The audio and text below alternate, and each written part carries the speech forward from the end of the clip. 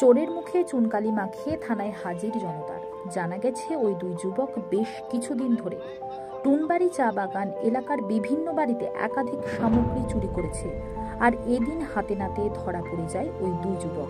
ধৃত দুই যুবকের নাম জিতেন মুর্মু এবং আকাশ মানকি মুন্ডা। ধৃতদের বাড়ি রাঙামাটি গ্রাম পঞ্চায়েতের অন্তর্গত টুনবাড়ি এলাকায়। কোন জায়গা থেকে চুরি করছে?